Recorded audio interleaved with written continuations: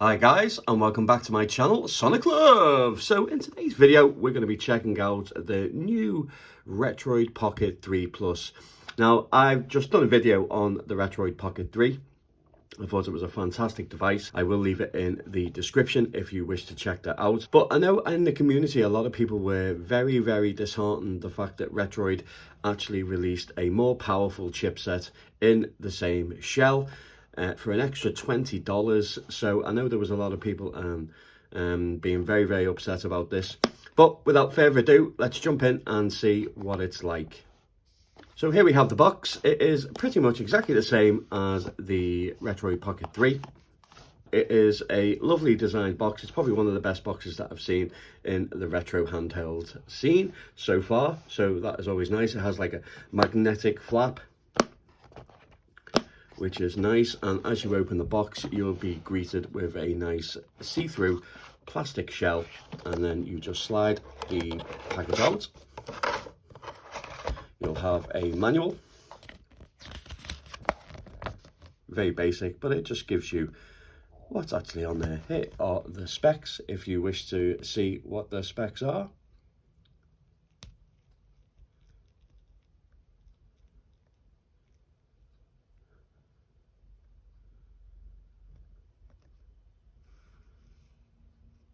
Lovely.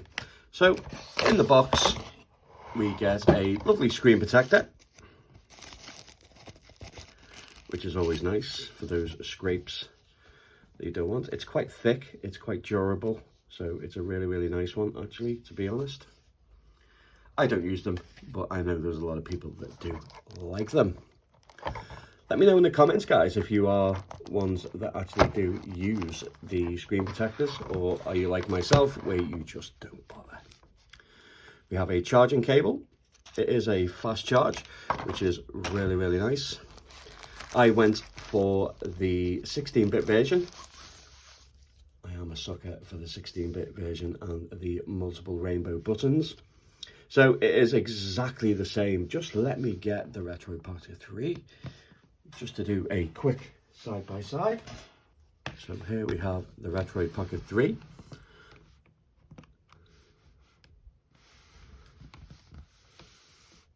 So it is exactly the same.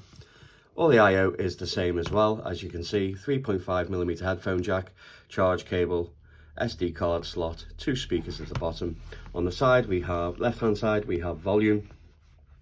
On the right-hand side we have a home button. On the top we have the shoulder buttons, which are stacked, which are nice, but I find it to be a little bit uncomfortable after a while. Not too sure if anybody else is feeling this, but I find it quite uncomfortable. I think because they're so small and thin, and what I'd like to start seeing as well is maybe them being tilted a little bit so they're more on an angle, because when you're holding the unit itself, your fingers are automatically going down, and because you're having to push them up like this, it changes the position of your hands. So when you're putting your fingers back, it can create a bit of strain. That's what I found anyway. But I've got quite big hands, so maybe that's why. And the unit itself is quite dinky. So yeah, everything is exactly the same. On the top, it's also the same power button. Yeah, it is exactly the same, guys. Exactly the same. We also have start and select. But again, the buttons are exactly the same. I'm not really feeling any difference between them. In fact, actually, come to think of it, they protrude out a little bit more. I haven't got anything to measure them, but it does look like that they're using taller buttons. I don't know if you can see that. I wonder if I can spin it around and then just show you that itself. So the buttons themselves are slightly taller. So they go with the small switch analog sticks. They fit the purpose, but this one squeaks. I don't know if you can hear that. And this side of the unit, I don't even think you can hear that, but it seems to be a little bit loose, so I can press it down. I might have to tighten one of the screws. But yeah, it's exactly the same. No real difference. D-pad feels the same. Yeah, nice, very, very soft touch. I find that this is one of the, it may be small as well, but it's very responsive and I really am enjoying it.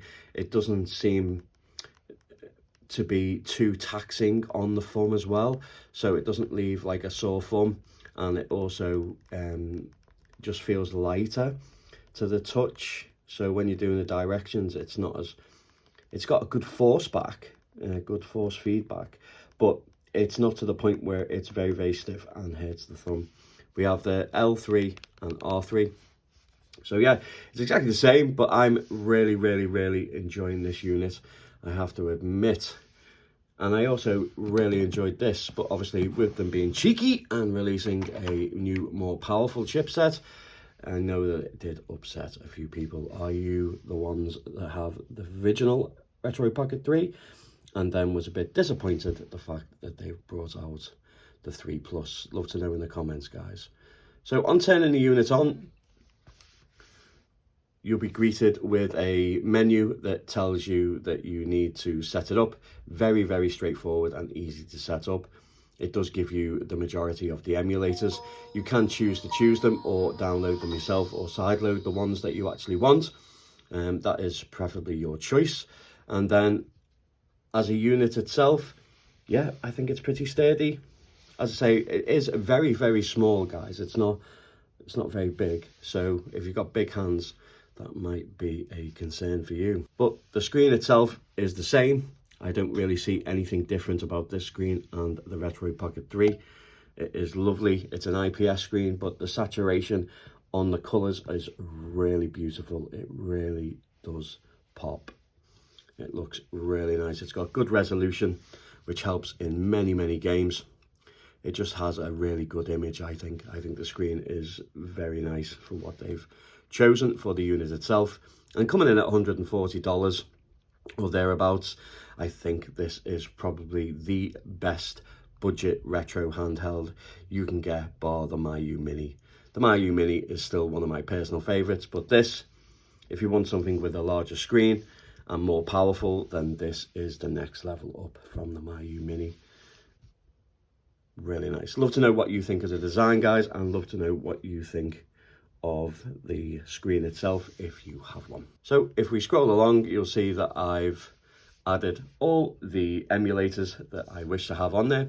Also, I've done some native Android gaming, which I'll showcase here on the video. It does come with Google Play, which is an absolute fantastic joy. So you can have your streaming services like Xbox Games Pass, Moonlight, stream your PC. There is a lot to choose for what you can do with this unit. It does have the ability to play the majority of GameCube games, but I wouldn't say it plays it all, and I certainly wouldn't get this unit to play GameCube because you might be disappointed in some games not working. And likewise with Ether SX2 with PS2. Again, it is very selective of what games actually work. The games that run well, obviously run well, but then there will be a multitude of games that do not work. Also, same with Citra. So I'd class those as being bonus games available to play with those systems, but still, nonetheless, it's a nice touch to have quite a few GameCube and quite a few, I don't like the screen going off though, quite a few PS2 and Citra games still that you can play. So we're going to jump into some gameplay and show you the extent of what this can do from 8-bit to 16-bit, right the way up to GameCube and PS2 and Citra. So sit back, enjoy the performance video, and then we'll do a recap at the end. So for my lower end systems, I predominantly use RetroArch, and it looks absolutely gorgeous on the screen. The 3x2. The problem is with the 16:9 screens that I find is you have pillar boxes and letter boxes, so you have a lot of dead space, which can be annoying. It would be nice if they actually brought out a 3.2 screen. I think that would be well suited for all systems because we play multiple systems with different screen aspect ratios. Love to know what you think about that idea, guys. Would you actually like a 3x2 aspect ratio screen for once on a handheld? but I don't know if that's coming across, but it looks so sharp. The image is beautiful. Really is nice to play.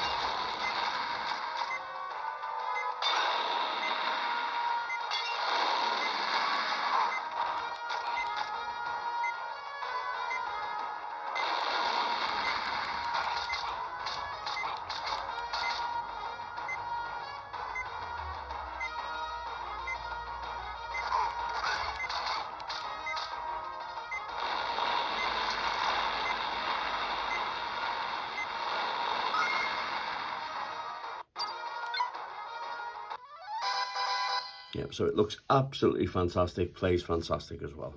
Here we have Game Boy, and as you can see, it also looks very nice indeed.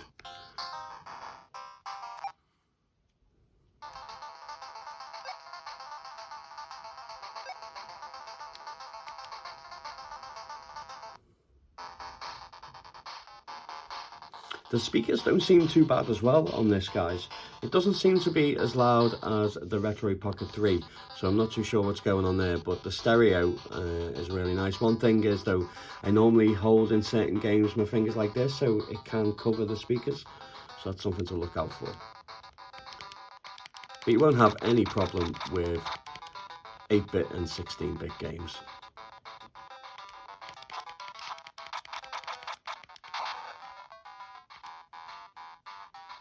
And I say, it looks absolutely stunning. Likewise with Super Nintendo. Also looks really nice. The viewing angles are really good as well, guys. You see, it's pretty nice when out of focus there, but it looks really good.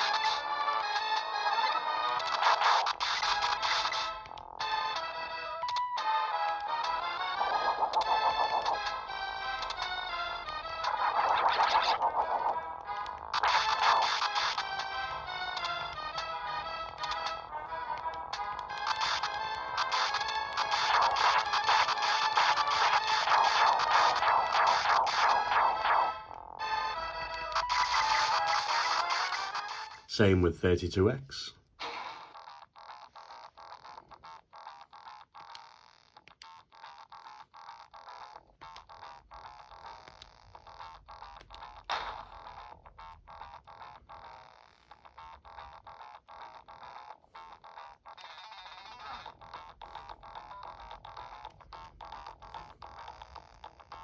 D-pad feels really nice.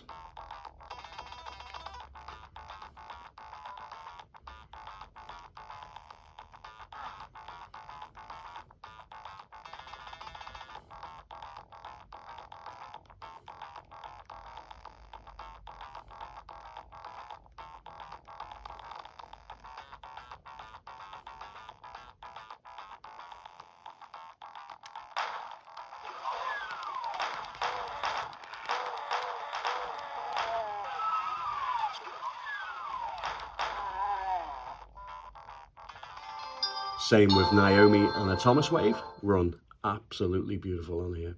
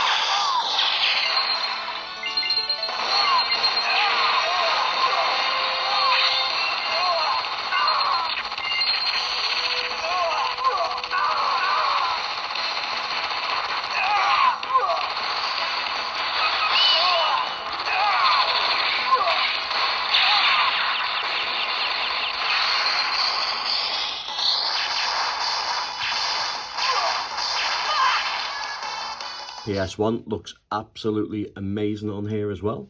There was a time in the era of great chaos when the Earth and the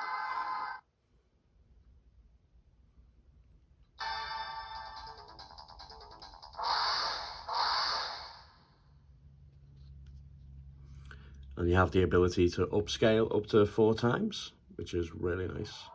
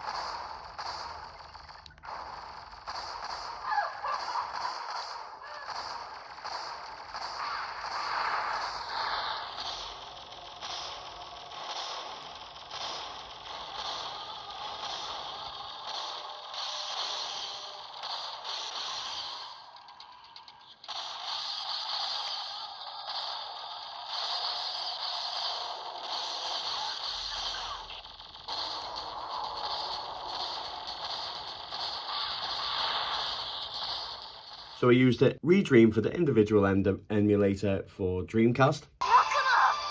Dreamcast using the Redream emulator, and it works flawlessly. Everything I tested, absolutely lovely, super joy to play.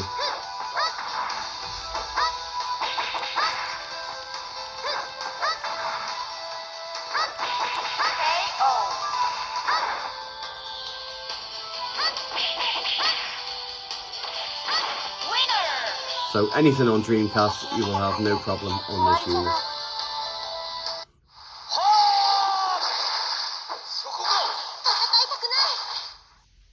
Also with PSP on the Retroid Pocket 3 Plus, you'll have no problems. Even the harder to run games run on here, which is a pleasant surprise and a real joy.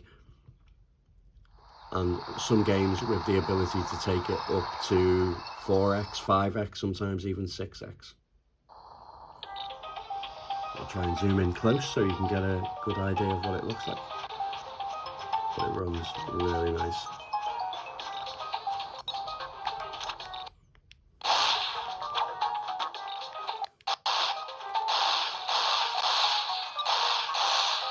Let's just see what I have it on, actually. I don't know if I've got it on 4x, I think.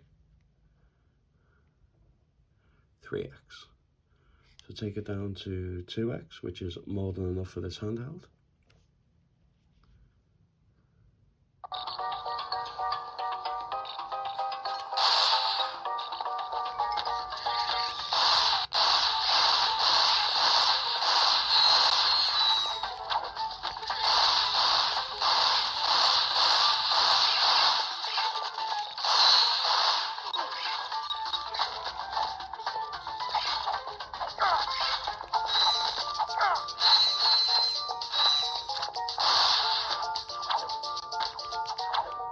And the screen gets pretty bright, guys.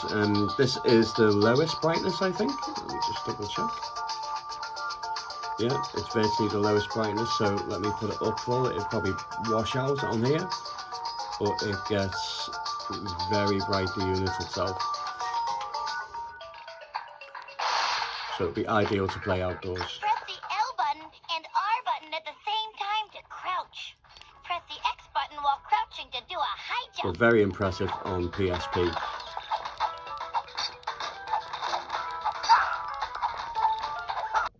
Another great system that runs really well is DS. Touchscreen's really good on it. You do have the ability to swap the screens or make it larger and swap the screens by using the L3 and R3, which is a nice touch, which is nice and snappy for those games that you need it. So I'm really enjoying that.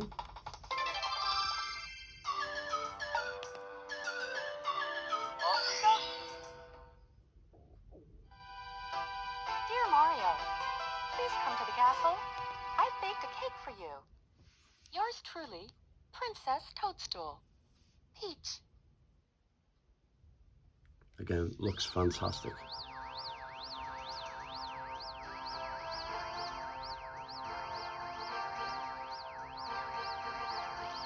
It's been so enjoyable playing the DS games, guys.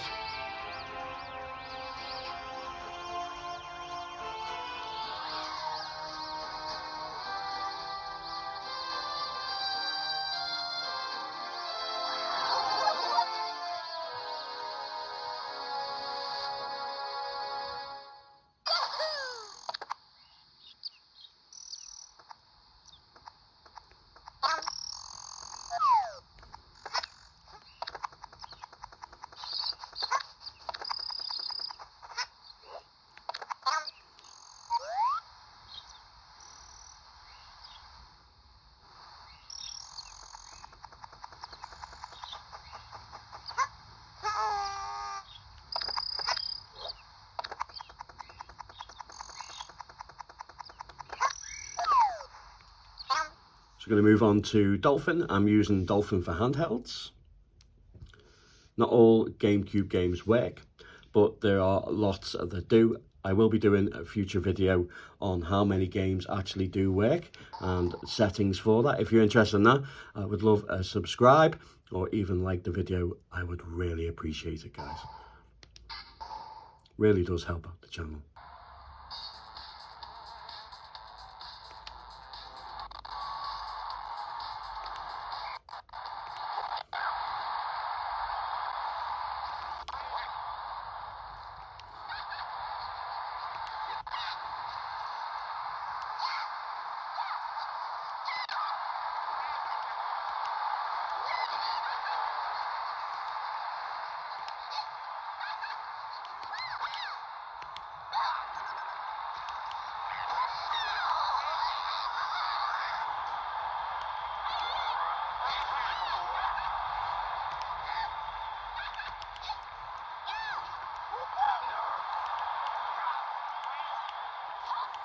As for PS2 emulation, same again. Some games will work great, some games just simply won't run, it's just not powerful enough.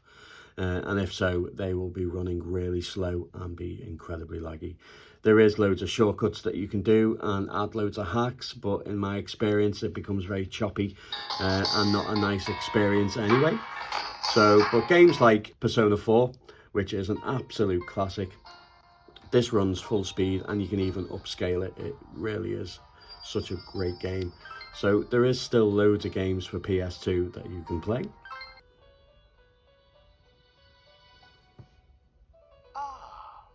It seems we have a guest with a... So it's a nice touch to have some PS2 games running really well also. Another great addition is streaming services. So here we have Xbox Games Pass. Absolutely fantastic because the Wi-Fi 6 or Wi-Fi 5, I can't remember which one it is now, probably Wi-Fi 5, it really does give a great signal and the lag and latency is very, very minimum. And not only that, but there was a recent update that Xbox did as well to improve the quality of graphics through the streaming as well, which has just made an absolute massive difference, and it looks stunning and plays really, really well.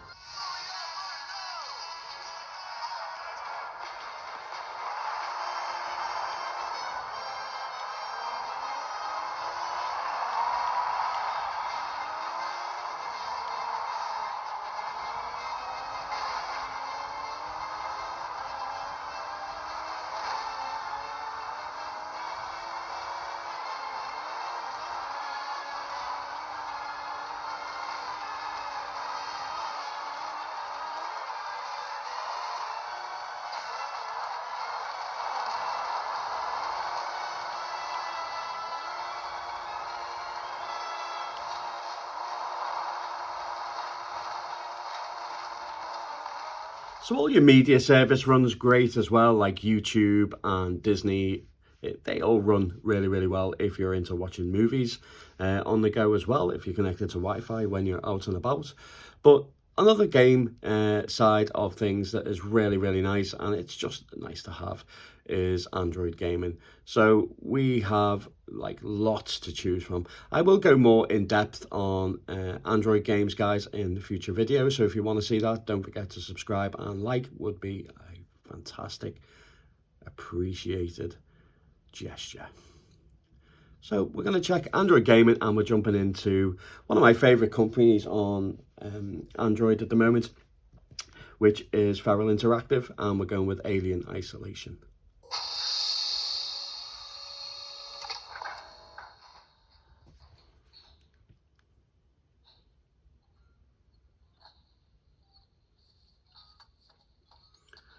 And the nice thing is it's actually all hooked up to the controller as well, which is really nice. But as you can see, the graphics are stunning, and it runs and plays really well. Let's just open this door.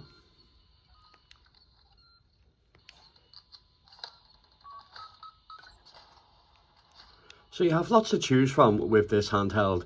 I think it's been an absolute joy. There is so many options to play from 16-bit newer generation consoles. You've got Android side, which is really nice, as you can see. You've got, you've got your media side.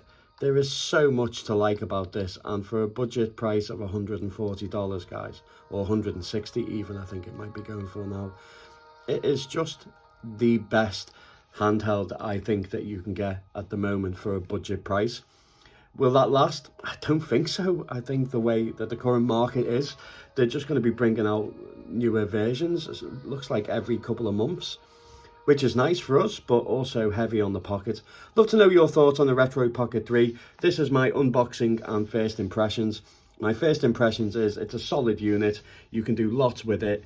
It is a very, very nice handheld. It's pocketable. It's not too big to not be pocketable, so you can take it on the go. Ideal just for laying on the couch and obviously playing games. It is an absolute joy. I absolutely love it. Is it a bit shitty that Retroid did what they did by releasing the 3, then the 3 Plus? I think so. Love to know your thoughts on that also, guys. But yeah, I would highly recommend this as your first gaming device. But there we go, guys. A like would be really, really nice. It does help with the YouTube algorithm, and it's against me at the moment because I haven't been uploading as many videos as possible.